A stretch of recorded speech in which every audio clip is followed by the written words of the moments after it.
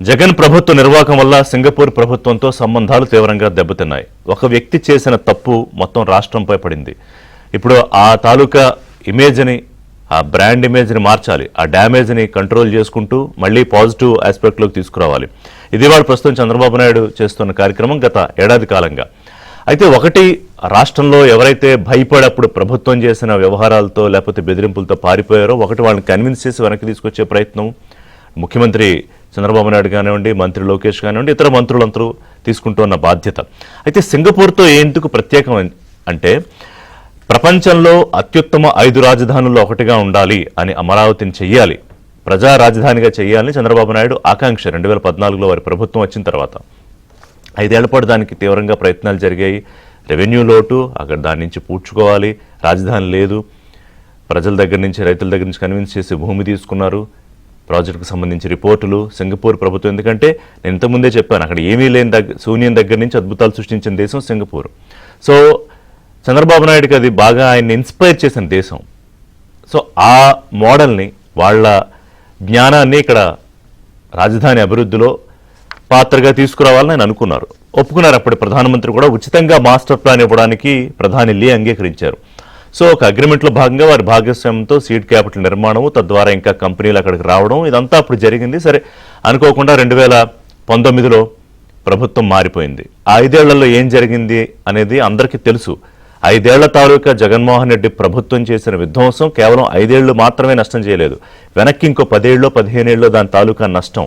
ఇప్పుడు దాన్ని పూడ్చుకుంటూ రావడానికి చంద్రబాబు ప్రయత్నం చేస్తున్నారు.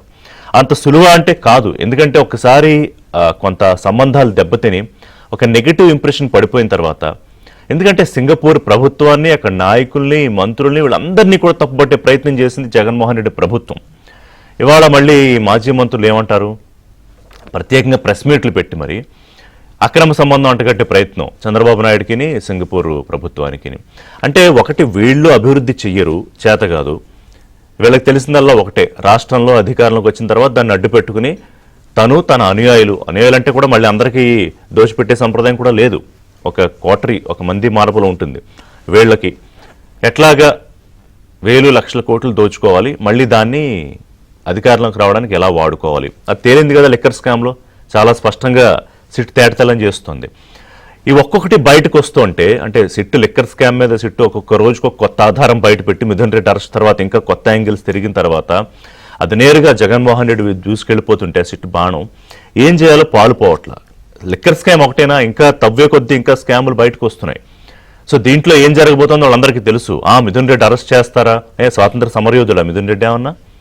ఇవాళ వీళ్ళు ఓవర్ యాక్షన్ మాటలు కాకపోతే, ఆయన క్లియర్గా అందులో కర్త కర్మ క్రియ ఎక్కడికెక్కడ అంతా, ఎక్కడెక్కడ ఆయన భాగస్వామ్యం ఉంది, వీళ్ళంతా ఎక్కడ డెన్లో పెట్టాడు, అంతా క్లియర్గా ఎస్టాబ్లిష్ అవుతుందిగా.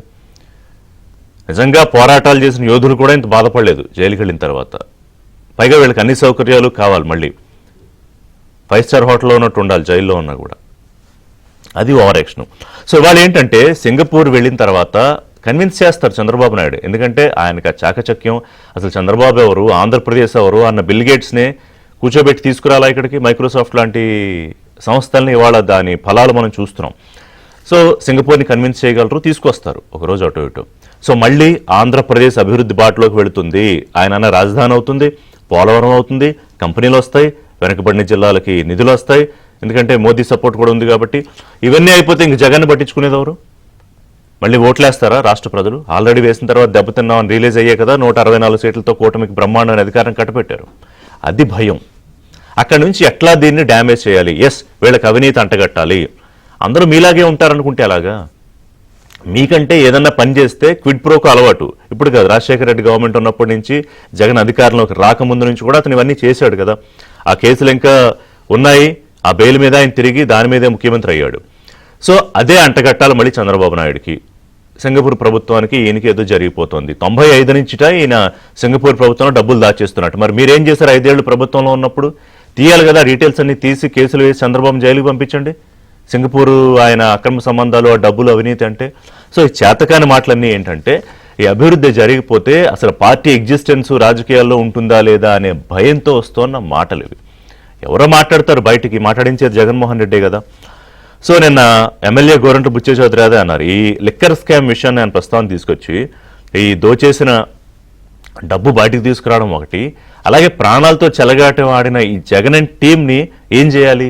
ఆయన చాలా పెద్ద శిక్ష వేయాలన్నారు, ఉరిశిక్ష వేయాలి వీళ్ళకే అన్నారు. అంటే ఒక ఆవేశం సీనియర్ నాయకుడిగా ఆయనకి. అలాగే యనమల కానివ్వండి, నేను సిపిఐ రామకృష్ణ వీళ్ళందరూ కూడా లిక్కర్ స్కామ్ మీద ఖచ్చితంగా ఈ డబ్బు రికవరీ చేసి రెవెన్యూ రికవరీ చట్టం ద్వారా ప్రజలకి అలాగే ఆ బాధితులకి పంచిపెట్టాలని. అది ఎంత సాధ్యం కాదా అంటే చూడాలి, ఆలోచించాలి. కానీ ఎట్లాగోలాగా దాన్ని రికవరీ చేయాలనేది ఇక్కడ ప్రధానమైన పాయింట్. దాన్ని అభివృద్ధి ఉపయోగిస్తారా, ఇంకో దానికి చేస్తారా? ఎందుకంటే తక్కువ ఇక్కడ పైకి కనిపించేది 3,000 కోట్లే, 35,000 కోట్లు, 40,000 కోట్ల పైచలకు వ్యవహారం ఉంది అందులో. సో దీని మీద ఏం చేయాలి? ఈ సింగపూర్ పర్యటన మీద కుట్రలు చేస్తున్న వాళ్ళకి నోళ్ళు ఎలా మోయించాలి? అంటే వీళ్ళకి ఒక్కొక్క పాపం చిట్ట బయటికి విప్పుతుంటే ఏదో ఒకటి మాట్లాడాలి, దాన్ని డైవర్ట్ చేయాలి అనే ఒక మాస్టర్ ప్లాన్. అంటే కుట్రలో ఈయన చంద్రబాబు నాయుడు చేసే మాస్టర్ ప్లాన్ అంటే రాష్ట్రం అభివృద్ధి ఎలా చేయాలి, వీళ్ళ మాస్టర్ ప్లాన్ అంతా రాష్ట్రాన్ని అధోగతి పాలు ఎట్లా పట్టించాలి, దీన్ని ఎలా బ్రేక్ చేయాలి. మనం అనేక సందర్భాల్లో అనుకున్నాంగా, మహాయజ్ఞం జరుగుతుంటే రాక్షసులు వీళ్ళు హవిస్సు పోస్తుంటే వాళ్ళు అందులోంచి రక్తాలు, ఎముకలు ఇవన్నీ వేస్తూ ఉంటారు, జంతువులు కళేబరాలు.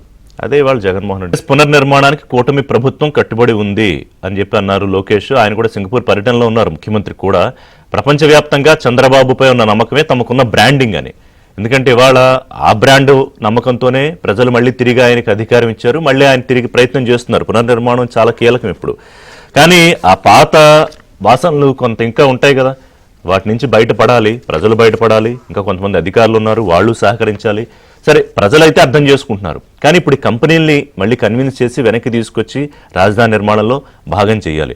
గోరెంట్ల బుచ్చయ్య చౌదరి గారు Rajahmundry MLA, Telugu Desam party senior most నాయకులు. సుందరపు విజయ్ కుమార్ గారు ఎలమంచిలి ఎమ్మెల్యే, జనసేన నాయకులు. అప్సాన్ రాజేష్ గారు రాజకీయ విశ్లేషకులు. నమస్కారం అండి అందరికీ. బుచ్చయ్య చౌదరి గారు, నిన్న మీరు మాట్లాడింది విన్నా. మీరు ఎప్పుడు కూడా సందర్భానుసారంగా చాలా స్పష్టంగా చెప్తారు. ఏ విషయమైనా అటు చంద్రబాబు నాయుడు గారికి చెప్పాలన్నా, ఇటు ప్రతిపక్షాలకు చురకలు అంటించాలన్నా. ఇవాళ లిక్కర్ స్కామ్ వ్యవహారంతో రాష్ట్రం చాలా పెద్ద చర్చ జరుగుతోంది. ఏదో పైకి 3-4 వేల కోట్లే అంటూనే దాని వెనకాల ఇంకో రాజేష్ గారి దగ్గర లెక్కలన్నీ ఉంటాయి. సో అది చాలా పెద్ద వ్యవహారం. అంటే ఇదంతా తలకు చుట్టుకుంటుందన్న విషయం అతనికి అర్థమైంది, ఆ నాయకులకి అర్థమైంది. ఏదో పిచ్చి మాటలు మాట్లాడుతూ ఉంటారు. ఆఖరికి సింగపూర్ వెళ్ళి వాళ్ళ చంద్రబాబు నాయుడు చేసే ప్రయత్నానికి కూడా రకరకాల భాష్యాలు చెప్పే కార్యక్రమం. విజయ్ చౌదరి గారు, ఏంటి ఎట్లా చూడాలి వీళ్ళని? ఒక సైకో వంశీ గారు, మీకు విజయ్ కుమార్ గారికి, రాజేష్ గారికి నమస్కారాలు, వీక్షకులకు కూడా. ఒక సైకో ఏ విధంగా వ్యవహరిస్తాడో దానికి భిన్నంగా ప్రవర్తిస్తున్నాడు జగన్మోహన్ రెడ్డి నేను అనుకోవటంలా. వచ్చిన సువర్ణావకాశాలంతా కూడా దుర్వినియోగం చేసి రాష్ట్రాన్ని చిన్నాభిన్నం చేసిన వ్యక్తి. ఒకటి, తండ్రి హయాంలోనే తండ్రిని అడ్డు పెట్టుకుని వేల కోట్ల రూపాయలు దోపిడీ చేసి కేసుల్లో ఇరుక్కుపోయిన వ్యక్తి. ఒక సామాన్యుడు, ఏ పదవి లేనివాడుగా ఉండి కూడా దాదాపుగా 47,000 కోట్లు దొరికింది. 47,000 కోట్లు పోయింది ఎంతో తెలియదు, కానీ స్కిప్ కోర్ల ద్వారా ఎంత సంపాదించాడని మనం చూసాం. ఆ కేసులన్నీ కూడా 12-13 సంవత్సరాలుగా వాయిదాల మీద వాయిదాలు, పిటిషన్ల మీద డిశ్చార్జ్ పిటిషన్ల ద్వారా కొనసాగుతూ ఉన్నాడు, బెయిల్ పక్షిలాగా కొనసాగుతూ ఉన్నాడు. దురదృష్టం కొద్దీ ఆంధ్రప్రదేశ్ ప్రజలు ఏదో ఆలోచించారు, ఏదో చేస్తాడన్న భావంతో ఒకసారి 19లో అవకాశం ఇచ్చారు. అవకాశాన్ని ఏం చేశాడో మనందరం చూసాం. ముందు ప్రజావేదిక కూల్పుతోటి మొదలైంది, కూల్చివేతలతో మొదలైన పర్యవసానం రాష్ట్రాన్ని కూల్చేసిన పరిస్థితి తెచ్చాం. ఆర్థికంగా దిగ్బంధనం జరిగే పరిస్థితి వచ్చింది. వేల కోట్ల రూపాయలు, 10 లక్షల కోట్ల రూపాయలు అప్పులు చేసి ఏం చేశాడో తెలియని పరిస్థితి వచ్చింది. ఎక్కడ వేసిన గొంగళి అక్కడే ఉంది, పరిశ్రమలు లేవు, పెట్టుబడిదారులు అందరూ పారిపోయారు. ఎక్కడ చూసినా కుంభకోణాలు. తన ఐదమాయిలతో, తన బంధుజనంతో నింపేశాడు. కీ పోస్ట్ అయిన యూనివర్సిటీలు కావచ్చు, కమిషన్లు కావచ్చు, కార్పొరేషన్లు కావచ్చు, పబ్లిక్ సర్వీస్ కమిషన్లు కావచ్చు, అన్నిట్లో తన బంధువులతోటే నింపాడు. అధికారంలో రాకముందు ఏం మాట్లాడాడో, అధికారంలోకి వచ్చిన తర్వాత ఏం మాట్లాడాడో మనం చూసాం. మద్యపానంలో వేదికలకు ఏం మాట్లాడాడు? నేను సంపూర్ణ మద్యపానం నిషేధం పెట్టేస్తున్నా, నాతో మనగాడు రాడు చూసుకోండి, చేశాకే మొదటి సంతకం పెట్టాకే నేను ప్రమాణ స్వీకారం చేస్తానని చెప్పి ఏం చేశాడు? మద్యపానాన్ని ప్రోత్సహించడమే కాకుండా పనికిరాని బ్రాండ్లన్నీ తయారు చేసి, నకిలీ బ్రాండ్లన్నీ తయారు చేసి, దానికి కనీస స్ఫూర్తి లేకుండా చేసి దోపిడీ చేశాడు. రాబోయే 30 సంవత్సరాలు కూడా కొదవ పెట్టేశాడు. ఎక్సైజ్ ఆదాయాన్ని కొదవ పెట్టి అప్పులు తెచ్చాడు. ఏమైపోయినాయి ఈ అప్పులన్నీ కూడా? ఇక్కడ మేము అడిగేది ఒకటే, దాంట్లో దోపిడీ జరిగింది. క్విట్ ప్రోకోలో డబ్బులు బయటకు వెళ్ళిపోయినాయి, విదేశాలకు వెళ్ళినాయి, ఇతర రాష్ట్రాలకు వెళ్ళినాయి. ఇవన్నీ కూడా మనం ఇలా వెలుగులోకి వస్తాను. ఒక్కొక్కటి మేము ఏమంటున్నామంటే, రాష్ట్రాన్ని ఇంత నాశనం చేసిన వ్యక్తి వేలాది మంది బాధితులయ్యారు ఈయన వల్ల. జే బ్రాండ్ మద్యం వల్ల, నకిలీ మద్యం వల్ల అనేక మంది అస్వస్థతకు గురయ్యి కిడ్నీలు పోయి, లివర్ పోయి ప్రాణాలు పోగొట్టుకున్నారు. నేనేమంటానంటే నిన్న మాట్లాడా, ప్రాణాలు పోవటానికి అంతే వేలాది మంది ప్రాణాలు పోయినాయి, మాంగళ్యాలు తెగిపోయినాయి, రోడ్లు పాలైపోయినాయి కుటుంబాలు. అలాంటి వాళ్ళకి నాయకులు ఎవరైనా, ఒక నాయకుడైన వాడు ప్రజలకు మేలు చేయాలి, కానీ అన్యాయం చేసిన వాళ్ళని ఉరేగా సన్మానాలు చేయాలి వీళ్ళకి. ఆయన ఏమంటే నాకు సన్మానాలు చేయనాడు, ఎందుకు సన్మానాలు చేయాలి, నీకు ఏం చేశామని సన్మానాలు చేయాలి? వేలాది మంది ప్రాణాలు బలుకొని కుంభకోణాలు పాల్పడి వేల కోట్లు దోచుకున్న మీకు సన్మానాలు చేయాలా, ఉరివేయాలా? నేనేమంటున్నా అంటే శిక్షలు పడతాయి చట్టబద్ధంగా. నేనేమనేది ఈయనలాగా రోడ్డు మీద కాల్ చేయండి, ఈడ్ చేయండి అని చెప్పను, కానీ చట్ట ప్రకారం చర్యలు ఉండాలి. ఒకటి, వీళ్ళు దోచుకున్న డబ్బన్ని కక్కించాలి. రెండోది, వీళ్ళు చేసిన తప్పులన్నిటికీ కూడా శిక్షలు ఖచ్చితంగా పడాలి. ఆ వైపు దృష్టి సారించాల్సిన అవసరం ఉంది. ఎంతమంది అండి మా దగ్గరకు వస్తూ ఉంటారు ఈ రోజు కూడా. ముఖ్యమంత్రి సహాయనిధి కోసం వస్తున్నారంటే అర్థం చేసుకోండి. ఆ రోజున ఎక్సైజ్ ద్వారా వచ్చిన సంక్షేమ నిధి కూడా పక్కదారి పెట్టిపోయింది సార్. ఎక్సైజ్లో కొంత పర్సెంటేజ్ సంక్షేమానికి ఇస్తారు, ఆ సంక్షేమ నిధి కూడా పక్కదారి. ఇవాళ సీఎం గారు చంద్రబాబు నాయుడు గారు ప్రతి నియోజకవర్గంలో 2 కోట్లు 3 కోట్లు 4 కోట్ల దాకా సీఎం రిలీఫ్ నుంచి బాధితులకి వైద్య సహాయం అందిస్తున్నారు. ఆ డబ్బంతా ఏమైపోయింది ఆ రోజున? అవును, కనీసం ఒకరికన్నా నువ్వు సాయం చేసావా? నీ సొంత డబ్బు ఎడి తిరిగి తీయవు, ఖజానాలో వేయటమే కానీ హుండీలో వేయటమే కానీ తీసే పరిస్థితి లేదు ఆయన దగ్గర. ఏ బాధితులు వాళ్ళ పార్టీ కార్యకర్తలు దెబ్బతిన్నా ₹1 సాయం చేయడు. అలాంటి దుర్మార్గ పరిపాలన చేశాడు. నేనేమంటున్నానంటే ఎన్నో అవకతవకలు జరిగినాయి, రాష్ట్రం నష్టపోయింది, పరిశ్రమలు పారిపోయినాయి, పెట్టుబడులు పారిపోయినాయి. ఇవాళ ఒక ప్రయత్నం జరుగుతుంది. చంద్రబాబు గారు, లోకేష్ గారు, పవన్ కళ్యాణ్ గారి సారథ్యంలో ఎన్డీఏ కూటమి, మోడీ గారి సారథ్యంలో రాష్ట్రం ముందుకెళ్తుందన్న భావన ఉంది. ఆ భావన నుంచి పెట్టుబడులు వస్తూ ఉన్నాయి. దాన్ని చెడగొట్టడం కోసం ఉత్తరాలు రాయిస్తారు, వరల్డ్ బ్యాంక్ ఉత్తరాలు రాయిస్తారు, ఆసియన్ డెవలప్మెంట్ ఉత్తరాలు రాయిస్తారు. ఇవాళ సింగపూర్ కన్సార్టియం రాజధాని అభివృద్ధికి ముందుకు వస్తే వాళ్ళ మీద అబాండాలు వేశారు. మీకు తెలుసు, ప్రపంచంలో అత్యంత అవినీతి రహిత దేశాల్లో 2వ స్థానంలో ఉంది. 2వ స్థానంలో ఉంది సింగపూర్. అలాంటి దేశం మీద అబాండాలు వేశారు. వాళ్ళు మళ్ళా రావాలంటే, ఎందుకంటే పెట్టుబడులకి కొన్ని దేశాలు ఉన్నాయి, పెట్టుబడులు పెట్టగల స్థాయిలో ఉన్నాయి. సింగపూర్ కానీ, దుబాయ్ కానీ అలాంటి చోట నుంచి పెట్టుబడులు పెట్టే అవకాశాలు ఉన్నాయి. మన రాష్ట్రంలో ఇవాళ ఉన్న పరిస్థితుల్లో రాష్ట్ర విభజన వల్ల నష్టపోయాం. అనేక సంస్థలన్నీ హైదరాబాద్ కేంద్రీకృతంగా ఉండిపోయినాయి. ఐటీ కానీ ఇతర అనేక రంగాలు అభివృద్ధి చెందినాయి తెలంగాణలో. రాజధాని లేని రాష్ట్రం, పెట్టుబడులు లేని రాష్ట్రం, వ్యవసాయ ఆధారిత రాష్ట్రం. దీనివల్ల ఏంటి, వ్యవసాయం మీద వచ్చే ఆదాయం సరిపోదు మన రాష్ట్రానికి. విస్తృతమైన ప్రదేశాలు ఉన్నాయి, అనేక సమస్యలు ఉన్నాయి. నీటి పారుదల రంగాన్ని అభివృద్ధి చేసుకోవాలి, పరిశ్రమలు స్థాపించాలి, పెట్టుబడులు రావాలి, ఉపాధి కల్పించుకోవాల్సిన అవసరం ఉంది, ఆదాయాన్ని పెంచుకోవాల్సిన అవసరం ఉంది. సంక్షేమం అభివృద్ధిని బ్యాలెన్స్ చేసుకుంటూ వెళ్ళాలంటే పరిశ్రమలు రావాలి, ఉపాధి లభించాలి, ఉద్యోగాలు రావాలి. దాన్ని బ్రేక్ కొట్టడం కోసం, ఎందుకంటే నేను ఒకటే చెప్పా, ప్రజావేదిక కూర్చో కుచ్చితాల్సిన రాత్రి మీటింగ్ పెట్టి తెల్లసారి 24 గంటలకు కూల్చేయాలని చెప్పిన దౌర్భాగ్య ముఖ్యమంత్రిని ఎవరైనా ప్రపంచంలో చూసామా? ఇంత అవినీతి ముఖ్యమంత్రిని ఎక్కడైనా చూసామా? ఇంత అరాచక విధానం. రాజ్యాంగం లేదు, రాజ్యాంగ హక్కులు లేవు, ప్రజాస్వామ్య హక్కులు లేవు. మీడియాను శాసించాడు, రాజకీయ పార్టీలు శాసించాడు, నియంతలాగా డిక్లేర్ చేశాడు. ఆఖరికి తన బాబాయిని హత్య చేయించిన కేసును మాఫీ చేయడం కోసం ఏ విధంగా ప్రయత్నాలు చేశాడో మనం చూసాం. సిబిఐని రంగప్రవేశం చేయనీలా, సిబిఐని అడ్డుకున్నాడు, కేసులన్నీ విత్డ్రా చేయించాడు. ఇవాళ బాబాయ్ కూతురు ఇవాళ పోరాటం చేస్తా ఉంది, మర్చిపోకండి. తల్లి పోరాటం చేస్తుంది, చెల్లి పోరాటం చేస్తుంది. అవినీతి అక్రమాలకు కేంద్ర బిందువు. అవును, 100% సత్యాలు. మీరు అన్నట్టు గతంలో ప్రజలు మరి అప్పుడున్న పరిస్థితులను బట్టి కొంత అర్థం చేసుకోలేకపోయారో, లేకపోతే అపార్థం చేసుకున్నారో ఆయన్ని ఇచ్చారు. దాని తాలూకా వినాశనమే కదా ఇవాళ మనం ఏడాదిగా కూడా చంద్రబాబు నాయుడు ఆయన ఎన్ని గంటలు కష్టపడినా కూడా కొంత ఏదో కాస్త బయటికి తీసుకొచ్చి గాడిని పెట్టగలిగారు. ఇప్పుడు కొత్త ప్రయత్నం చేస్తున్నారు, మాట్లాడదాం. సో రాజేష్ గారు, ఇవాళ రాష్ట్రాభివృద్ధి మిషన్లో భాగంగా చంద్రబాబు నాయుడు ఆయన ప్రయత్నాలు చేస్తున్నారు. ఐ బిలీవ్, ఎందుకంటే ఆయన ట్రాక్ రికార్డ్ చూసాం కాబట్టి ఆయన సక్సెస్ అవుతారు. కాస్త అటు ఇటు ఒక రోజు అటు ఇటు. కానీ మళ్ళీ ఈలోపు ఈ ప్రయత్నాలు, ఇప్పుడు ప్రెస్ మీట్లు పెట్టి పిచ్చి పిచ్చి సంబంధాలు, లేకపోతే అవినీతి అయిన పెట్టెలు తీసుకెళ్ళి అక్కడ దాచుకుంటాడని అంటే, ఇప్పటికైనా ఎప్పుడు బుద్ధి రాదా, తెలీదా, ఏదన్నా మాట్లాడవచ్చు అనుకుంటారా? ముందుగా ప్యానెల్లో ఉన్న పెద్దలు, ఇరువురు గౌరవ శాసనసభ్యులు బుచ్చి చౌదరి గారు, విజయ్ కుమార్ గారు, అలాగే ఏబిఎన్ వీక్షకులందరూ కూడా శుభోదయం. ఇక్కడ ఒక స్ట్రాటజీ మొదటి నుంచి కూడా ఈరోజు జగన్మోహన్ రెడ్డి గారే కాదు, ఆ రోజుల్లో వాళ్ళ నాయన కూడా అదే స్ట్రాటజీ ఫాలో అయ్యారు. మసిబూసి మారేడికాయ చేసి ఆరోపణలు చేయి. చంద్రబాబు నాయుడు గారి మీద 2 ఎకరాల రైతు 2,000 కోట్లు సంపాదించాడు. సింగపూర్లో 7 స్టార్ హోటల్ చంద్రబాబు నాయుడు గారికి ఉంది. చంద్రబాబు నాయుడు వ్యవసాయం దండగా అన్నాడు.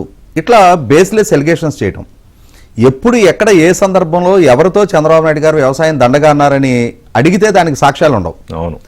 సింగపూర్లో 7 స్టార్ హోటల్ చంద్రబాబు నాయుడు గారిది అని అడిగితే దానికి సాక్ష్యాలు ఉండవు. చంద్రబాబు నాయుడు గారికి 2 ఎకరాలు మాత్రమే ఉంటే ఎన్టీ రామారావు గారి స్థాయి ఆ రోజు అగ్ర కథానాయకుడు, మరి వాళ్ళ అమ్మాయిని ఇచ్చాడా అని చెప్పని అడిగితే దానికి సమాధానం ఉండదు. ఎప్పుడు ఎక్కడ 2,000 కోట్లు సంపాదించిన సాక్ష్యాలు ఏవి అని అంటే సమాధానాలు ఉండవు. ఆ రోజున రాజశేఖర రెడ్డి గారి నుంచి మొదలుపెట్టి పాల్వాయి గోవర్ధన్ రెడ్డి గారి దగ్గర నుంచి మొదలుపెట్టి పీజీఆర్ గారి దగ్గర నుంచి మొదలుపెట్టి కాంగ్రెస్ నాయకులు అందరూ కూడా చంద్రబాబు నాయుడు గారి మీద కేసులు వేయటం, మళ్ళీ విత్డ్రా చేసుకోవటం, లేదంటే కోర్టులో ఓడిపోవటం. ఒక్క ఆరోపణని నిగ్గుదేల్చి నిర్ధారణ చేయలేకపోయారు. కానీ నిజం గడప దాటేలోపు అబద్ధం ప్రపంచాన్ని చుట్టొస్తున్నట్టుగా వీళ్ళు చేసిన ఈ విష ప్రచారాలు ప్రజలకు కన్విన్స్ చేసి వాళ్ళకి అధికారం కట్టబెట్టినాయి. అదే స్ట్రాటజీ 2019కి ముందు జగన్మోహన్ రెడ్డి కూడా ఫాలో అయ్యాడు. కానీ ఒకసారి ముఖ్యమంత్రిగా జగన్మోహన్ రెడ్డి పాలనా తీరు, ఆయన పాలనా దక్షత ఏంటి, ఆయన సామర్థ్యం ఏంటి, వీటన్నిటినీ ప్రజలు అనుభవపూర్వకంగా చూసిన తర్వాత ఇక జగన్మోహన్ రెడ్డి అనేవాడు ఇక రాజకీయ ముఖచిత్రం మీద కూడా ఉండటానికి వీల్లేదని ప్రతిపక్ష హోదా కూడా ఇవ్వని స్థితికి పరిమితం చేశారు. నేను అనుకోవటం 151 స్థానాల నుంచి 11 స్థానాలకు పరిమితం కావడం అనేది పొలిటికల్ సైన్స్లో ఒక కేస్ స్టడీగా చెప్పుకోదగ్గ ఎలక్షన్ అది. అటువంటి అనుభవం కళ్ళ ముందు కనిపిస్తున్నా కూడా జగన్మోహన్ రెడ్డి గారిలో ప్రజలని మళ్ళీ తిరిగి మెప్పించుకోవాలి, వాళ్ళకి చేరువు కావాలి అని అంటే ఆయన ఎంచుకున్న ఏకైక మార్గం ప్రజాక్షేత్రంలో వెళ్ళాలి, ప్రజలకు సంబంధించిన అంశాల పట్ల స్పందించాలి, అసెంబ్లీకి రావాలి, ప్రభుత్వాన్ని నిలదీయాలి. ఈ మార్గాన్ని ఒక ఆరోగ్యకరమైన రాజకీయాన్ని ఆయన ఎంచుకోవడానికి సిద్ధంగా లేడు. ఆయన జూన్ 12 ఎన్డీఏ కూటమి ప్రభుత్వం పదవి బాధ్యతలు చేపడితే జూలైలోనే ఢిల్లీ వెళ్ళి నేషనల్ మీడియా ముందు ధర్నా పెట్టి ఏం చెప్పాడు? 36 రాజకీయ హత్యలు ఈ 4 రోజుల్లో జరిగిపోయినాయి. ఈ ప్రభుత్వ వేధింపులు తట్టుకోలేక 35 మంది మా కార్యకర్తలు ఆత్మహత్యలు చేసుకున్నారు. 300 హత్యాయత్నాలు జరిగినాయి. 560 ప్రైవేట్ ఆస్తులు ధ్వంసమైనాయి. 400 ప్రభుత్వ ఆస్తులు ఈ 4 రోజులు ఇదే పనిలో ఉండి, కాబట్టి శాంతి భద్రతలు ఇంత ఘోరంగా విఫలం చెందుతున్న నేపథ్యంలో 4 రోజుల ప్రభుత్వాన్ని రద్దు చేసి రాష్ట్రపతి పాలన పెట్టమన్నాడు. అంటే 4 రోజుల పాటు కూడా ఈ ఎన్డీఏ కూటమిని అధికారంలో చూడటానికి ఆయన ఇష్టపడలా. ఎన్డీఏ కూటమిని 4 రోజులే ఓర్చుకోలేని జగన్మోహన్ రెడ్డి ఇవాళ మరి 13వ నెల గడిచిపోయింది, మరి ఎలా సహించగలుగుతాడు? ఇవాళ 2019లో జగన్మోహన్ రెడ్డి గెలుపుకి చాలా కీలకంగా దోహదం చేసింది యువత. 2024లో జగన్మోహన్ రెడ్డి ఓటమికి కూడా చాలా కీలకంగా దోహదం చేసింది యువతే. ఎన్డీఏ కూటమి 20 లక్షల ఉద్యోగ కల్పన చేస్తాము అని చెప్పి చేసిన వాగ్దానం ఒక పెద్ద గేమ్ చేంజర్. ఎందుకంటే వాళ్ళ పిల్లలకి ఉద్యోగం దక్కుతుంది అనే ఒక నమ్మకంతో ఆ 20 లక్షల మంది పిల్లల తల్లిదండ్రులు కూడా, అంటే 20 లక్షల ఉద్యోగ కల్పన జరగాలంటే ఒక 40-50 లక్షల మంది ఆస్పిరెంట్స్ ఉంటారు. వాళ్ళ తల్లిదండ్రులతో కూడా కలుపుకుంటే 1 కోటి మంది చాలా డిసైడింగ్ ఫ్యాక్టర్. అటువంటి గేమ్ చేంజింగ్ వాగ్దానాన్ని నిలబెట్టుకునే దిశగా ఎన్డీఏ కూటమి ఈ సంవత్సర కాలంలో 9,50,000 కోట్ల రూపాయల పారిశ్రామిక ఒప్పందాలు చేసుకుంది. ఇప్పటికీ 5 లక్షల మందికి పైగా ఉపాధి కల్పనకి, అంటే ఈ జరుగుతున్న పారిశ్రామిక ఒప్పందాలు వాస్తవ రూపంలో గ్రౌండింగ్ అయ్యి 1 సంవత్సర కాలంలోనో 2 ఏళ్లలోనో ఒక 5 లక్షల మందికి ఉపాధి కల్పన జరగడానికి ఆస్కారం ఉంది. మొట్టమొదటి సంవత్సర కాలంలోనే ఇన్ని లక్షల కోట్ల ఒప్పందాలు జరిగినప్పుడు రాబోయే 2-3 సంవత్సరాల్లో ఇప్పటికే ఒక క్యాంపెయిన్ సెట్ అయి ఉంది. ఆంధ్రప్రదేశ్ రాష్ట్ర ప్రభుత్వం పారిశ్రామికవేత్తలకి, పెట్టుబడిదారులకి సానుకూలమైన పాలసీస్ ని అడాప్ట్ చేసుకుంది. మెరుగైన నిర్ణయాలతోటి వాళ్ళు ఆ కమిట్మెంట్ కోసం ఆయన వెళ్ళడం తిరగడం కదా, లేకపోతే స్పీడ్ ఆఫ్ డూయింగ్ బిజినెస్ అని చెప్పనే ఒక కొత్త పాలసీ తోటి చాలా వేగంగా నిర్ణయాలు అమలు చేస్తా ఉన్నారు. ఇది డెఫినెట్ గా పారిశ్రామికవేత్తల్లో, పెట్టుబడిదారుల్లో ఒక పాజిటివ్ సంకేతం పంపిస్తుంది. ఒకరినొకరు వాళ్ళు మాట్లాడుకున్నప్పుడు ఏ రాష్ట్రంలో ఇన్వెస్ట్ చేస్తే ఎటువంటి వెసులుబాట్లు ఉంటాయి అనేది వాళ్ళ మధ్య అంతర్గతంగా చర్చలు జరుగుతాయి. అటువంటి సందర్భంలో రాష్ట్ర బ్రాండింగ్ మళ్ళీ పునరుద్ధరణ జరగటం అనేది, రాష్ట్రంలో పారిశ్రామిక పెట్టుబడులు రావటం అనేది, అభివృద్ధి చెందటం అనేది, తద్వారా ఉపాధి కల్పన జరగటం అనేది ఇవేవి జగన్మోహన్ రెడ్డికి ఇష్టం లేదు.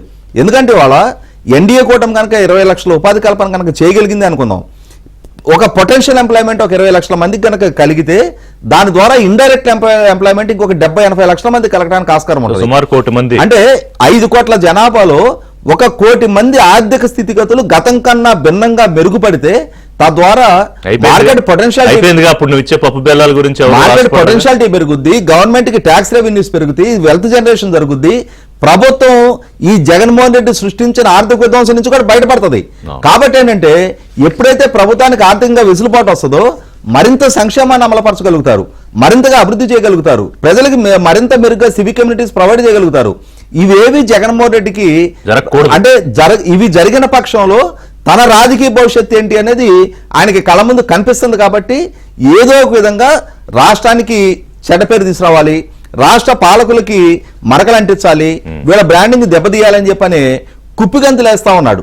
5 సంవత్సరాల ముందు 2019కి ముందు ఇటువంటి ప్రయత్నాలని ఇటువంటి ప్రచారాలని ప్రజలు నమ్మారు కాబట్టి 2019లో ఈయనకి అధికారం కట్టబెట్టారు. కానీ 5 ఏళ్లు అధికారం దక్కిన తర్వాత ఇందాక పెద్దలు బుచ్చి చౌదరి గారు చెప్పినట్టుగా దక్కిన సువర్ణావకాశాన్ని కాలదనుకున్నాడు జగన్మోహన్ రెడ్డి.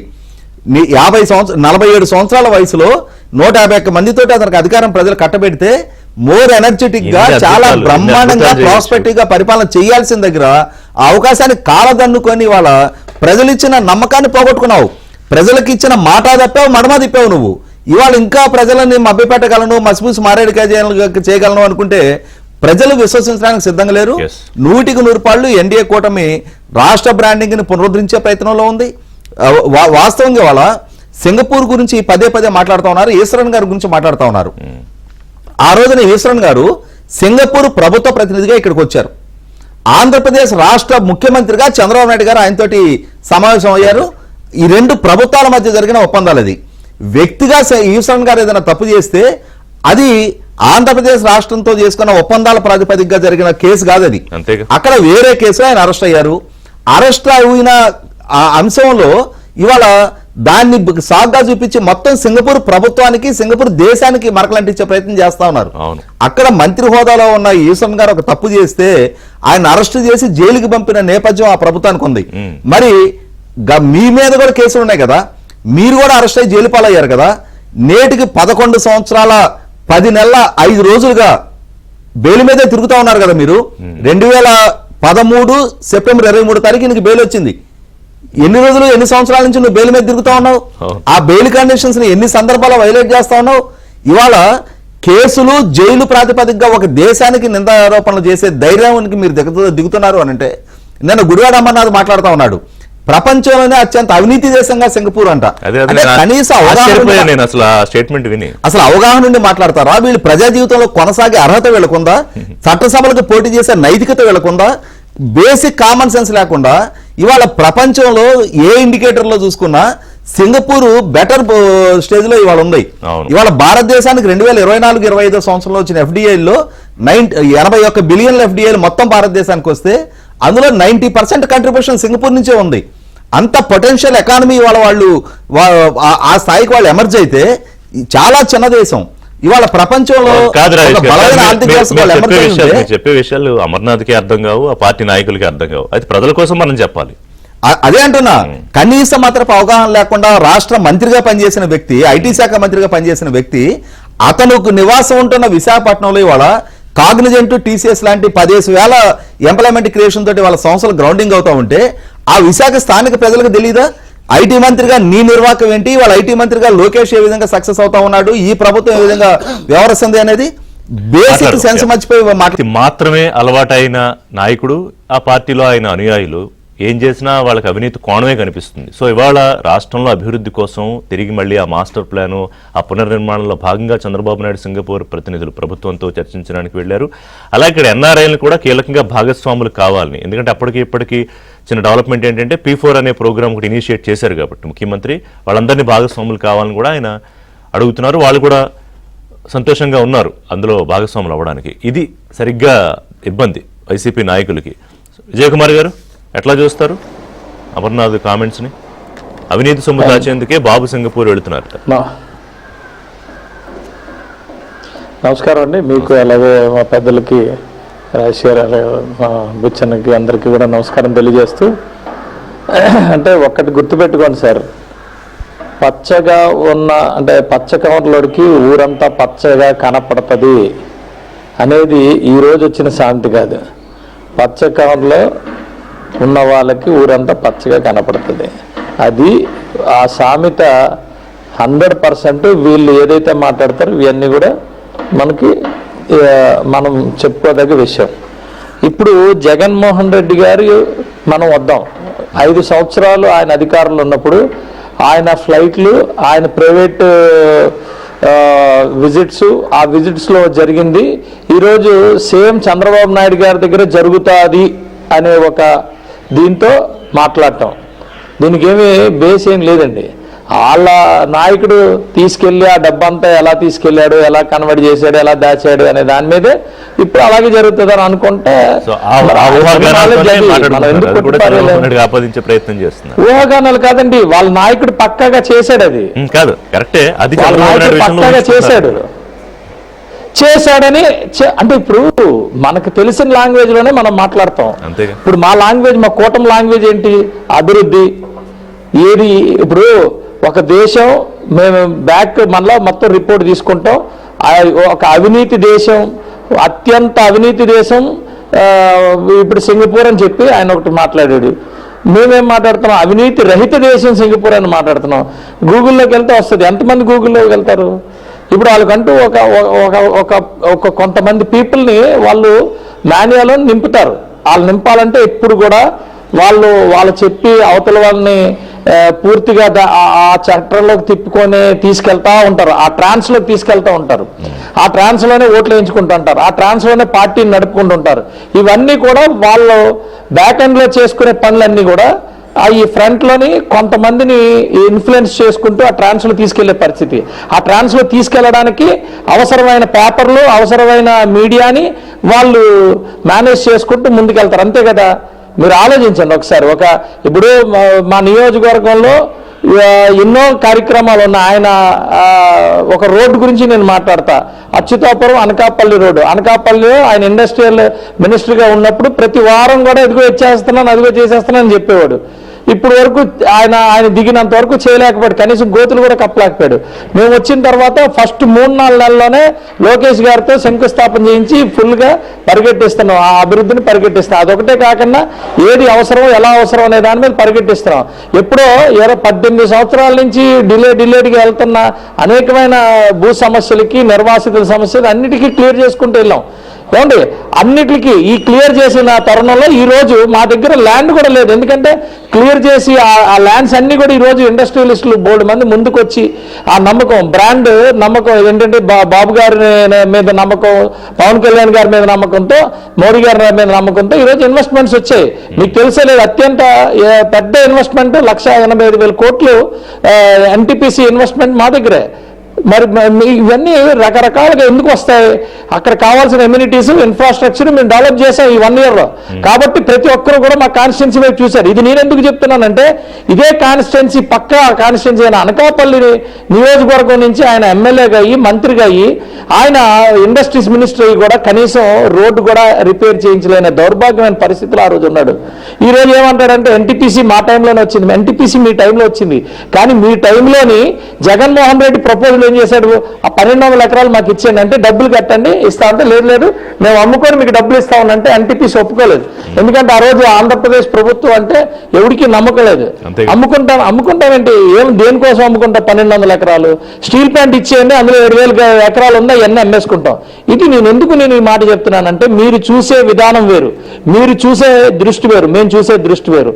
మీ అనుభవాలు వేరు, మా అనుభవాలు వేరు. మీ అనుభవం దాచుకో అనే అనుభవాలు మీవి, మావి. మేము రోజు కష్టపడి పొద్దున్న ఎన్ని గంటలు కష్టపడుతున్నాం, ఎంతమంది ఇన్వెస్ట్మెంట్ తీసుకొస్తున్నాం, ఎంతమంది పేదవాళ్ళని నెక్స్ట్ లెవెల్కి తీసుకెళ్తున్నాం, ఎంతమంది మధ్యతరగతి వ్యక్తులని నెక్స్ట్ లెవెల్లో తీసుకెళ్తున్నాం, ఎంతమంది యువతని మేము అభివృద్ధి దిశగా తీసుకెళ్తున్నాం, వాళ్ళ స్కిల్ డెవలప్మెంట్. మేము మాట్లాడే మాటలన్నీ ఇలాగే ఉంటాయి, మేము చేసే చేతలన్నీ కూడా ఇలాగే ఉంటాయి. స్కిల్ డెవలప్మెంట్ అంటాం, ఉద్యోగాలు అంటాం, సాఫ్ట్వేర్ అంటాం. నచ్చట్లేదు మా లాంగ్వేజ్ ఆయన కూడా ఉన్న వాళ్ళకి ఇప్పుడు అరే ఎందుకు నచ్చుతారు? వాళ్ళ స్కూల్ వేరండి సార్, వాళ్ళ స్కూల్ వేరు. ఈరోజు ఒక మద్యం వచ్చింది అంటే, ఒక బ్రాండ్ వచ్చిందంటే ఆ బ్రాండ్ ఏంటి, దాని సంగతి ఏంటి, అది మనకి ఆ ప్రజలకి మంచిదా కాదా, లేదంటే దాన్ని బ్యాన్ చేయాలి, ఇలాంటివి మా స్కూల్లో ఉంటాయి. వాళ్ళ స్కూల్లో ఏదైతే పోనేయండి, రోడ్డు మీద మీరు కలిపేసి దాని మీద ఒక స్టిక్కర్ అంటించేసి తోసేయండి, అయ్యే అమ్మాలని చెప్పండి, అవి 100 రూపాయలు 400 అమ్మనేది దానికి ఒక స్టోరీ చెప్తాం. ఇది ఎక్కువగా రేట్ ఎక్కువ పెంచడం వల్ల తగ్గిపోతారు జనాలని. ఈరోజు బ్రెయిన్ స్ట్రోకులు, హార్ట్ స్ట్రోకులు కన్నా బ్రెయిన్ స్ట్రోకులు వస్తున్నాయి. ఎందుకు వస్తున్నాయి? లివర్లు పోతున్నాయి, అన్ని కిడ్నీలు పోతున్నాయి, అన్ని పోయి గుళ్ళైపోయారు. 5 సంవత్సరాలు 2019, 24 మధ్యలో కరోనాతో పాటు ఇవి కూడా జరగడం వల్ల ఈ మొత్తం బాడీస్ అన్నీ కూడా, యువత బాడీస్ అన్నీ కూడా, ప్రతి ఒక్కరి బాడీస్ గుళ్ళైపోయి ఈరోజు ఎంతో మంది చనిపోవడానికి కారణం మా బొజ్జన్న మా అన్న చెప్పినట్టు వీళ్ళు హత్య చేసినట్టే. వీళ్ళు ఉరి తీయాలి, 100% ఉరి తీయాలి, ఎట్టి పరిస్థితులు అందరూ ఇంకొక డౌటే లేదు.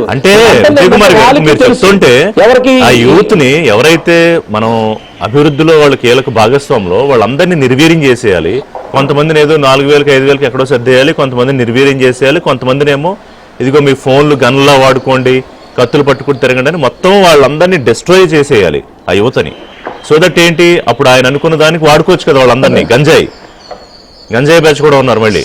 సరే, నేను అందుకనే అంటున్నా, నేను అంటుంది ఏంటంటే పెద్ద పెద్ద డిన్నర్లో ఏం జరుగుతుంది, కొంతమందిని అపాయింట్ చేసుకుంటారు, వాళ్ళకి ఏదో బిషంలాగా భోజనాలు పెడతారు, మందు పోస్తారు. ఏమంటే వాళ్ళు అలాగే తిరుగుతుంటారు, ఏ పని ఉండదు, అలా తిరుగుతుంటారు గంజాయిలతోని వాళ్ళతోని. వాళ్ళందరినీ కూడా పెద్ద ఒక సైన్యాన్ని తయారు చేసుకుంటారు. దేనికి? ఒక్క రాజు, వాళ్ళున్న అందరిలో ఎవడైతే డాన్ ఉన్నాడో ఆ డాన్ కోసమే. వీళ్ళెవ్వరికి ఏముండదండి, వీళ్ళందరికీ ఓన్లీ అలాగా రాలుస్తూ ఉంటారు, భోజనాలు పెడుతుంటారు, మందు పోస్తూ ఉంటారు. మాటిన్నోడు మాటింటాడు, లేనోడు చంపుతాడు, ఎవరో ఈయన చంపరా అంటే ఆయన చంపుతా. అది మనం చూసిన డన్లు ఉన్న పరిస్థితి. దీనికి ఎటువంటి అతీతం కాదు వైఎస్ఆర్సీపీ పార్టీ.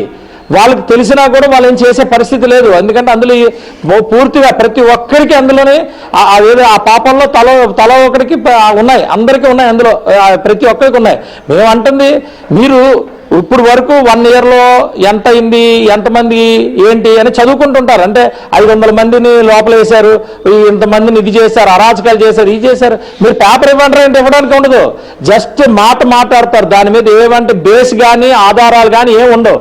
ఆ బేసు ఇప్పుడు అదే మాట్లాడితే దాన్ని హైలైట్ చేయటం, సోషల్ మీడియాలో పంపించడం, అవునా ఏంట్రా నాయన అంటే ఏముండదు. ఇప్పుడు ఎవడైతే దొంగతనం చేశాడో మేము ఆ రోజే చెప్పాం, ఢిల్లీ మద్యం స్కామ్ కన్నా 100 రెట్లు పెద్ద స్కామ్ ఆంధ్రాలో జరుగుతుంది అని ఆ రోజు మనం చెప్పాం. అది ఈ రోజుకి కూడా అలా. మీరు అన్నారు కదా ఢిల్లీ మద్యం స్కామ్ కన్నా చాలా పెద్దది. But not only liquor scam ఒకటే కాదు, ఇంకా తవ్వే కొద్దీ దీని లింక్డ్ గా ఇంకా మిగతా స్కామ్స్ ఇవన్నీ కూడా బయటకు వస్తున్నాయి. సో వాళ్ళకి అన్ని దారులు మూసుకుపోతున్నాయి. కుంభకోణం విషయంలో ఒక్కొక్కటి రోజుకు ఒక విషయం వెలుగులోకి వస్తుంది. ఇందాక నేను చెప్పినట్టుగా సిట్టు ఒక్కొక్కటి విషయం బయట పెడుతోంది. సీఎంఓ పేరుతో మద్యం డిస్టిలరీలకు బెదిరింపులు చేసి ఒకవేళ ఎవరన్నా కూడా ఈ విధానాన్ని వ్యతిరేకించినా వెనక్కి తగ్గుతామన్నా అటువంటి పరిస్థితి లేదు. దాని గురించి క్లియర్గా రిపోర్ట్ బయటపెట్టింది. నాట్ ఓన్లీ లిక్కర్ స్కామ్, అంటే ఒక్కొక్క స్కామ్ బయటకు వస్తుందని మనం అనుకున్న దాంట్లో ఒకటి శాండ్ స్కామ్ ఉంది, తర్వాత సాలిడ్ వేస్ట్ మేనేజ్మెంట్ దానికి సంబంధించి ఒక స్కామ్ ఉంది, అమ్మఒడి అప్పుడు చేసిన అమ్మఒడి దానిలో కూడా ఫేక్ లబ్ధిదారులు, హౌసింగ్లో స్కాము, వైద్యానికి సంబంధించి ఆరోగ్యశ్రీ స్కాము, కాపు కార్పొరేషన్ ఫండ్స్ దుర్వినియోగం, ఇలా చెప్పుకుంటూ వెళ్తే ఫైబర్ నెట్ అదొక పెద్ద స్కాము. ఇక రీటెండరింగ్, వీటితో అనేక స్కాములు ఇప్పటికి ఓన్లీ ఏడాదిలో కూటమి ప్రభుత్వం వచ్చిన తర్వాత సాలిడ్గా బయటకు వచ్చి అన్ని ఆధారాలతో బయటకు వస్తుంది లిక్కర్ స్కామ్. సో బుచ్చి చౌదరి గారు, ఇప్పుడు ఈ స్కామ్లన్నీ ఒక్కొక్కటి బయటకు వచ్చిన తర్వాత వాళ్ళ భవిష్యత్తు ఏమిటో అర్థమవుతోంది. ఉంటే జైల్లో ఉండాలి, లేకపోతే బెయిల్లో ఉండాలి తప్ప మళ్ళీ రాష్ట్ర ప్రజలు ఆదరిస్తారు అనే నమ్మకం అయితే వాళ్ళకి లేదు ఇంకా. సో అందులోంచి వస్తున్నవేనా ఇవన్నీ పిచ్చి ప్రేలాపనలన్నీ? వంశీ గారు, ఇందాక తమ్ముడు రాజేష్ గారు చెప్పిన విషయంలో సింగపూర్కు సంబంధించి అవినీతి దేశం అన్నారు. అంటే వీళ్ళ బ్రెయిన్ ఎలా పనిచేస్తుంది, డెవిల్స్ బ్రెయిన్ ఎలా పనిచేస్తుంది ఒక ఎగ్జాంపుల్.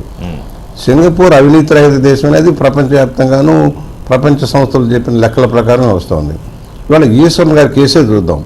ఈశ్వరన్ గారు ఏదో ఫేవర్ చేశారు. ఆయన ఒక భారతీయుడిగా అమెరికా సింగపూర్లో ఒక ఉన్నత స్థానానికి ఎదిగిన వ్యక్తి, అమరావతికి దోహదం చేయడం కోసం ప్రయత్నం చేసిన వ్యక్తి. ఆయన చేసిన నేరం ఏంటి? కేవలం ఒక మీటింగ్లో ఎవరో వాచే ఇచ్చారు. ఒక $200 $300 ఖరీదు చేసిన వాచ్ ఏదో ఇచ్చారు. నాకు తెలిసినంత వరకు చాలా చాలా భారతదేశం లెక్కల్లో చాలా చిన్నది. అది గవర్నమెంట్కి సమర్పించుకుని ఆయన దగ్గర ఉంచుకున్నాడు అనేదే నేరం. అది ఏదో క్విడ్ ప్రోకోలోనో జగన్మోహన్ వేల కోట్లు దోచుకునే కాదు. ఎవరైతే ఒక మీటింగ్ సారంలో ఆయనకి డొనేట్ చేసిన ఒక వస్తువుని ఆయన ఉంచుకున్న డొనేషన్ తీసుకున్నాడు అనేదే నేరం. చిన్నది అది చౌదరి గారు ఆ ఒక్క చిన్న నేరానికి ఆయన జైల్లో పెడితే మరి ఇన్ని నేరాలు చేసిన వాళ్ళు వీళ్ళు అసలు ఎప్పుడు బయటికి రారు. సింగపూర్ లాంటి చట్టాలు ఉంటే జీవితాంతం జైల్లోనే ఉండాలి. వీళ్ళు చేసిన చట్టాలు వీళ్ళు చేసినంత నిర్వాహకం. ఇవాళ దోషులు బయటకు రాకుండా భయపడే పరిస్థితి ఎందుకు వస్తుంది? పైటాలరావి హత్య తర్వాత అనుసంధానంగా ఉన్న అనేక హత్యలు మూలం ఎవరు? జగన్మోహన్ రెడ్డి. ఇవాళ కోడికత్తి కేసు ఎందుకు విచారణ పూర్తి కావటం లేదు? బాబాయ్ కేసు ఎందుకు పూర్తి కావటం లేదు? బాబాయ్ కేసులో సాక్ష్యాలు చెప్పేవాళ్ళు చచ్చిపోతూ ఉన్నారు, మర్చిపోకండి. భయభ్రాంతులకు గురైపోతున్నారు. అలాగే ఈ అవినీతి కేసుల్లో భయభ్రాంతులకు గురైపోతున్నారు అధికారులు కానీ, అధికారంలో పనిచేసిన వాళ్ళు కానీ. ఇవాళ భయపడి బయటకు వస్తే చంపేస్తాడు అంటే ఎలాంటి నరరూప రాక్షసుడు అర్థం చేసుకోండి. ఒక ఫ్రాక్షన్ రాజకీయవేత్త అధికారంలోకి వస్తే ఎలా చేస్తాడో, అధికార దుర్వినియోగం ఎలా చేశాడో మనం చూసాం. ఆ భయం ఉంది వాళ్ళందరిలో, అదే భయం. విచారణకు వచ్చిన వాళ్ళంతా మాట్లాడేది అంటే బాబు ఆయనతో మాకు ప్రాణ భయం ఉందని చెప్పే పరిస్థితికి వస్తూ ఉన్నారు ఇవాళ ప్రతి వాళ్ళు కూడా. అలాంటి దోషుని మీద సరైన చర్యలు ఉండాల్సిన అవసరం ఉంది. మేము ఒకటే చెబుతున్నాం, నువ్వు సరైన వాడైతే నీ కేసులు విచారణ జరగాలి కదా, జరిగి నువ్వు నిర్దోషిగా బయటకు రా. ఎందుకు రావడంలా? డిశ్చార్జ్ పిటిషన్ ద్వారా 12-13 సంవత్సరాలు ఎందుకు కొనసాగుతూ ఉన్నావు? ఇవాళ కోడికత్తి కేసు ఎందుకు సాక్ష్యం చెప్పవు? వెళ్ళి నిజంగానే హత్యా ప్రయత్నం జరుగుంటే ఎందుకు సాక్ష్యం చెప్పవు? ఒక అమాయకుడిని సంవత్సరాల తరబడి జైల్లో ఉండేలాగా చేసావు నువ్వు. నీ కోసం ప్రాణం పెట్టడానికి ప్రయత్నం చేశాడని చెప్పేవాడివి. ఇవాళ ఏ కేసు ముందుకెళ్తుంది? ఎన్ని కేసులు పెట్టించావు? ఏదైతే చంద్రబాబు గారిని ఏ కేసులో పెట్టావు అది బెయిలబుల్. అసలు నువ్వు పెట్టిన కేసులు అసలు నేరమే జరగల. ఇవాళ వెంకటేశ్వరరావు, ఐజీ వెంకటేశ్వరరావు, డీజీపీ వెంకటేశ్వరరావుని ఏ విధంగా చేసావు? ఏవి కొనని వస్తువులు కొన్నారని ఒక అబోధ కల్పనతో కేసులు పెట్టించావు. నిన్ను ఎదుర్కొనే అచ్చెన్నాయుడు గారిని ఆపరేషన్ చేయించుకొని ఆయన మంచం మీద ఉంటే అర్ధరాత్రి ఇడ్చుకుపోతావా? నీ ఎంపీ రఘురామకృష్ణ నిన్ను వ్యతిరేకించాడని చంపడానికి ప్రయత్నం చేయించి చిత్త కొట్టించావు కదా, ఒక ఎంపీ అని కూడా చూడకుండా. ఇలాంటి దుర్మార్గ పరిపాలన చేసిన వాళ్ళు ఏమనాలి? ఇవాళ చాలా కేసులు ఉన్నాయి సార్. ఇవాళ నా అంచనా ప్రకారం తన తండ్రి హయాంలో దోచుకున్న దానికంటే ఎక్కువ దోచుకున్నాడు ఇవాళ ముఖ్యమంత్రిగా. ఇవాళ జగన్మోహన్ రెడ్డి గారు, ఇందాక రాజేష్ గారు చెప్పారు, తండ్రి గారు ఆయన పోకడు ఇది. ఒకప్పుడు మచ్చలేని మహానాయకుడు నందమూరి తారక రామారావు మచ్చేశాడు, హిటాచి కుంభకోణం అన్నాడు. లెఫ్ట్ బ్యాంక్ కెనాల్ ఏదైతే ఉందో శ్రీశైలం లెఫ్ట్ బ్యాంక్ కెనాల్కి సంబంధించి ఇంకా అసలు ఏమి ప్రయత్నాలే జరగని రోజుల్లో హిటాచి పంపులు కొన్నాడని కోర్టులో కేసు వేశాడు. సాక్ష్యాలతో రమ్మన్నారు, పారిపోయాడు, కేసు విత్డ్రా చేసుకొని పోయాడు. ఇలాంటి దుర్మార్గపు ఆలోచన. జగన్మోహన్ రెడ్డి గారికి రాజశేఖర రెడ్డి గారు సపోర్ట్ లేకుండా 1000 కోట్లు దోచుకున్నాడా? భూమిని కట్టబెట్టారా? ఆయన అనకూడదు, చచ్చిపోయాడు కనుక అనకూడదని అంటున్నారు. కానీ మరి ఆయన చేసిన నిర్వాహకం ఏంటి? జలయజ్ఞంలో కానీ వాటిలో కానీ కిట్పూర్వకంలోని జరిగినాయి ఏంటి? అతి విలువైన భూములని ఎవరెవరు కట్టబెట్టారు? సరే, అవన్నీ అనవసరం. ఇప్పుడు ఇతరులు చేసిన నిర్వాహకంలో అసలు రాష్ట్రాన్ని చిన్నాభిన్నం చేశారు సార్. మా బాధ ఏంటంటే పెట్టుబడిదారులు విశాఖపట్నంలో వాళ్ళ పెట్టుబడులు వస్తున్నాయి, దానికి ఎంత కృషి చేస్తే వస్తున్నాయి. మళ్ళీ ఒక కాన్ఫిడెన్స్ క్రియేట్ చేయాలి, భూములు కేటాయింపు చేయాలి, రాయితీలు ఇవ్వాలి. రాయితీలు ఎందుకు ఇచ్చారంటారు? వాళ్ళ దేశవ్యాప్తంగా అనేక రాష్ట్రాలు అభివృద్ధి జరుగుతుంటే అందులో ఏమున్నాయి ప్రతి దాంట్లో ఒక వికృత ఆలోచన సార్. తన ఆలోచన విధానాన్ని ఇతరులకు పావడమే. ఇవాళ భారతదేశంలో అన్ని రాష్ట్రాలు కూడా పోటాపోటీలుగా రాయితీలు ఇచ్చి పరిశ్రమలు పెట్టించి రాష్ట్ర అభివృద్ధి కోసం కృషి చేస్తున్నాయి. ఇవాళ గుజరాత్ కానీ, మహారాష్ట్ర కానీ, తమిళనాడు కానీ ఏ విధంగా పోటీ పడుతున్నాయి చూస్తున్నాం. ఆఖరికి బీమార్ రాష్ట్రాలుగా ఉన్న ఒరిస్సా, బీహార్ లాంటివి కూడా ముందుకెళ్తున్నాయి, మర్చిపోకండి. దాంట్లో ఆంధ్రప్రదేశ్, విభజిత ఆంధ్రప్రదేశ్ నష్టపోయాం. ఇందాకనే చెప్పాను నేను, చాలా నష్టపోయాం.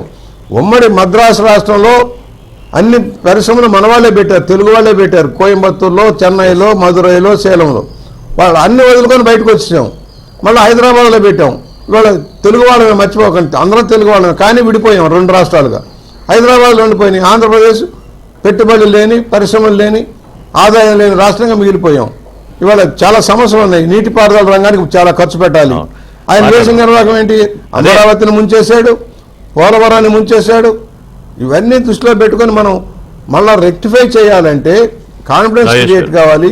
కేంద్ర సహకారం కావాలి, కేంద్ర సహకారం లేదా చేయలేకపోతున్నాం మనం, మర్చిపోకండి. తప్పదు, అదే కేంద్ర పథకాలన్నీ దోచేసారు. కలిసికట్టుగా మీరు వచ్చారు, అదే కలిసికట్టుగా ప్రజలకు కాన్ఫిడెన్స్ ఇవ్వాలి, అభివృద్ధి దిశగా వెళ్ళాలి. రాజేష్ గారు, ఇవాళ ఏంటంటే ఒక్కొక్క స్కామ్ మిథున్ రెడ్డి కూడా ఇంకా బయటకు వస్తున్నాయట, అలాగే జగన్మోహన్ రెడ్డి గారు మిగతావి. సో అంటే ఇప్పుడు ఈ డిస్ట్రిక్ట్ ఆలోచనలతో ప్రజల్లో విషం నింపినంత మాత్రాన జరిగేదాన్ని ప్రజలైతే గమనించకుండా ఉంటారుగా. వీళ్ళకేం సానుభూతి పావలవంతు కూడా ఏం రాదు కదా, అయినా ఎందుకు ఈ ప్రయత్నాలు? ఇప్పుడు చరిత్రలో ఒక్కొక్కసారి మాత్రం చారిత్రక తప్పిదాలు జరుగుతాయండి. 1989లో ఎన్టీ రామారావు గారిని ఓడించడం కోసం ఏ విధంగా అయితే కులాన్ని ప్రధానాస్త్రంగా మలుచుకుని కాంగ్రెస్ పార్టీ సక్సెస్ అయిందో, అదేవిధంగా 2019లో 30 సంవత్సరాల తర్వాత జగన్మోహన్ రెడ్డి కూడా ఆనాటి తెలుగుదేశం ప్రభుత్వం, చంద్రబాబు నాయుడు గారి క్యాబినెట్, వాళ్ళు తీసుకున్న నిర్ణయాలు, వాళ్ళు అమలు చేసిన పథకాలు, ఆయన చేసిన సంక్షేమం, అభివృద్ధి, వీటి మీద ఎక్కడ చర్చ జరగకుండా చంద్రబాబు నాయుడు గారిని అవినీతి పరుడుగా, అసమర్థుడుగా, తెలుగుదేశం నాయకులు రాష్ట్ర వ్యాప్తంగా దోపిడీదారులుగా, అట్లాగే చంద్రబాబు నాయుడు గారి సామాజిక వర్గాన్ని బూచిగా చూపించి 2019 ఎన్నికల్లో లబ్ధి పొందాడు. కానీ అదే ప్రజలు ఇందాక మనం చెప్పుకున్నట్టుగా 1989లో భ్రమంలో పడిన ప్రజలు 1994లో 5 ఏళ్ళ అధికారంలో ఉన్న కాంగ్రెస్ పార్టీకి ప్రతిపక్ష హోదా కూడా ఇవ్వాల. తెలుగుదేశం అలయన్స్ పార్టీలకు ఉన్న కమ్యూనిస్టులకు 35 వస్తే కాంగ్రెస్ పార్టీకి 26 వచ్చినాయి. అదేవిధంగా 2019లో ఈయన మాటలు నమ్మిన ప్రజలు 2024 వచ్చేటప్పటికి తెలుగుదేశంతో అలయన్స్ పార్టీలకు ఉన్న జనసేన, భారతీయ జనతా పార్టీకి వచ్చిన సీట్ల కన్నా కూడా తక్కువగా 11 స్థానాలకు పరిమితమైంది, ప్రతిపక్ష హోదా కూడా ఇవ్వాల. కాబట్టి ఏంటంటే అన్నిసార్లు ఇదే విష ప్రచారాలు ప్రజలు నమ్మరు. కళ్ళ ముందున్న వాస్తవాన్ని ప్రజలు రిలీజ్ అవుతారు. కాబట్టి 5 సంవత్సరాల పాలకుడిగా మీ పాలన చూసిన తర్వాత ఎందుకు అడిగారంటే మిమ్మల్ని, ఇప్పుడు మద్యం స్కామ్ ఒక కొలిక్కొస్తుంటే వీళ్ళు తీసుకెళ్లి బాటిల్ తీసుకెళ్లి చంద్రబాబు చేతిలో పెట్టి ప్రయత్నం అంటే అప్పుడే 25,000 కోట్లు నువ్వు చేయలేదా? ఇప్పుడు ఇవాళ మళ్ళీ సింగపూర్ వెళ్తే నువ్వు సింగపూర్ 30 ఏళ్ళ నుంచి వెళ్తావు, డబ్బులని సింగపూర్ లో చెప్పడం. ఇవాళ ఎన్డీఏ కూటమి కీలక పక్షాల నుంచి 2 శాసనసభ్యులు ఉన్నారు కాబట్టి వాళ్ళకి నా వినతి ఏంటంటే, పౌర సమాజం నుంచి, మీరు నిన్న గుడివాడ అమర్నాథ్ ఒక కీలకమైన వ్యాఖ్య చేశాడు. చంద్రబాబు, ఈశ్వరన్ అవినీతి కమల పిల్లలు అనే మాట వాడాడు. అసలు చాలా చాలా డ్యామేజింగ్ స్టేట్మెంట్ అది. ఈ విధంగా ఏది మాట్లాడినా చెల్లుబాటు అవుతుంది. ఎందుకంటే మన నల్లపరెడ్డి ప్రసన్న కుమార్ రెడ్డి ప్రశాంత్ రెడ్డి గారి మీద చేసిన వ్యాఖ్యల తాలూకు విచారణ ఎదుర్కొని బయటకు వచ్చిన తర్వాత రాజకీయాల్లో విమర్శలు ప్రతి విమర్శలు ఉంటాయి, ప్రధాని మీద విచారణ చేస్తారా అంటున్నాడు. అంటే రాజకీయపు విమర్శల మాటను ఏదైనా మాట్లాడతారా? ఎవరి వ్యక్తిత్వానికైనా పాల్పడతారా? ఆధారాలు లేకుండా 100% ఇవాళ చాలా డ్యామేజింగ్ స్టేట్మెంట్. మీరు ఒకసారి వెరిఫై చేసుకొని మీరు ప్రభుత్వం తరపున ముందు అతను పిలిచి ఎవరిని అడగండి. ఏ ఆధారాలతోటి చంద్రబాబు నాయుడు గారు ఈశ్వరన్ ఇద్దరు అవినీతి కవల పిల్లలు అనే మాట వాడాడు అతను. అంటే అతను వైసీపీ పార్టీ నాయకుడైతే ఏదైనా మాట్లాడే అర్హత అతనికి పెట్టుకుంటుందా? ఇక్కడ ఒక అంశం ఏంటంటే, మీరు మొట్టమొదట 20 లక్షల ఉద్యోగ కల్పన జరగాలి అని అంటే కనీసం 30 లక్షల కోట్ల పెట్టుబడులను ఆకర్షించాలి. రాష్ట్ర బ్రాండింగ్ కాపాడబడాలి. దాన్ని డ్యామేజ్ చేయాలనే ప్రయత్నంలో వాళ్ళు మునిగి తేలుతా ఉన్నారు. వాళ్ళని కట్టడి చేసి తీరాలి అని అంటే చట్టాన్ని కూడా మీరు బలంగా ప్రయోగించే తీరాలి. ఇప్పుడు కూటమి ముఖ్యమంత్రి ఆయన తిరుగుతూ ఉంటే భుజాన వేసుకుని, నేను ఇందాక చెప్పా అంత అనుభవం ఉన్నాయని అక్కడే కూర్చుని సెక్రటేరియట్ లో ఎవరిని పంపించి మంత్రుల్ని, లొకేషన్ 4 అధికారులని కానివ్వమనొచ్చు. కానీ ఇందులో కమిట్మెంట్ ఉంటుంది ఆయనది. మరి ఇలాంటి వ్యాఖ్యలు చేస్తే నిజంగానే రాజేష్ గారు అన్నట్టు ఎవరు పడితే అది మాట్లాడితే మనం చూస్తూ ఉండడమేనా? అతన్ని పిలిచి అడగాలిగా, ఏంటి నీ దగ్గర ఉన్న ఈశ్వరన్కి ఏంటి వీళ్ళిద్దరికి అవినీతి కావాలి పిల్ల అంటావేంటి చూపించి అని అడుగుతారా? డెఫినెట్గా అడగాలండి. ఎందుకంటే నేను కూడా ఏకీపిస్తాను ఆయనతో. డెఫినెట్గా అడగాలి. ఎందుకంటే మేము ఏదో ఒక పని చేసుకుంటూ ముందుకెళ్తాం. పని చేసినప్పుడు ఎక్కడ ఇప్పుడు సింగపూర్ ఆయన వెళ్ళారు, లేకపోతే నేను నా రోడ్డు గురించి ఆలోచించండి. అచ్యుతాపురం అనకాపల్లి రోడ్డు వాళ్ళు చేయలేకపోయారు, మేమేమో ముందుకెళ్ళి చేస్తుంటే మా మీద మచ్చలేదు.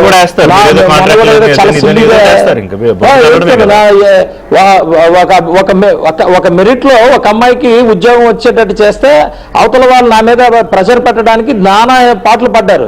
నేను ససేమిరాన్ని చాలా స్ట్రాంగ్ గా మెరిట్ లో ఉన్న అమ్మాయికి ఇవ్వాలని చెప్పి నేను చెప్పిన దానికి నేనేదో అందరు 4 లక్షలు తీసుకున్నానని ఇష్టానుసారంగా దీంట్లో పెట్టి ప్రచారాలు చేసి ఇవన్నీ ఎలాగుంటాయంటే మాకు బాధ అనిపిస్తుంది. బాధ అనిపించినప్పుడు డెఫినెట్ గా మేము ఇప్పుడు వాళ్ళని పట్టుకొని మీరు ఏదైనా పరిస్థితి మేము చెయ్యాలండి. ఎట్టి పరిస్థితుల్లో చేయాలి. అయితే ఇప్పుడు ఏమవుతుందంటే వీళ్ళకి అదే పని మీద మేము చేసే అభివృద్ధిని ఎక్కడ ప్రజలు తీసుకుంటారో తర్వాత మాకు ఛాన్స్ రాదనే ఉద్దేశంతో ఏదో ఒక బురద జల్లుతున్నారు. అసలు పర్సనల్ గా మమ్మల్ని పర్సనల్ గా కూడా అసాసినేట్ చేస్తున్నారు. దీనికి అన్నిటికీ ఫుల్ స్టాప్ పెట్టాల్సిందే. మా అన్న కూడా ఉన్నారు, ఒకటి విజయ్ కుమార్ గారు, బుచ్చయ్య చౌదరి గారు సీనియర్ ఉన్నారు కాబట్టి ఏది పడితే అది మాట్లాడే వాళ్ళ మీద ఏదో ఒక చర్యలు యాక్షన్ తీసుకోకపోతే ఇప్పుడు ఈ పునర్నిర్మాణానికి ఇంత సాయశక్తుల కృషి చేస్తూ ఉంటే వీళ్ళెవరు మధ్యలో వచ్చి పిచ్చి పిచ్చి మాట మాట్లాడి బురద చల్లడానికి? కాదు సార్, నేను చాలా క్లియర్ గా ఏకీభవిస్తున్నాను. మా బుచ్చయ్య చౌదరి అన్నకు కూడా నేను ఇది చెప్తున్నాను. చెప్తున్నారు బుచ్చయ్య చౌదరి గారు, క్లోజ్ చేద్దాం. బుచ్చయ్య చౌదరి గారు, వంశీ గారు చాలా దుర్మార్గపు ఆలోచనలో జగన్మోహన్ రెడ్డి ఉన్నాడు.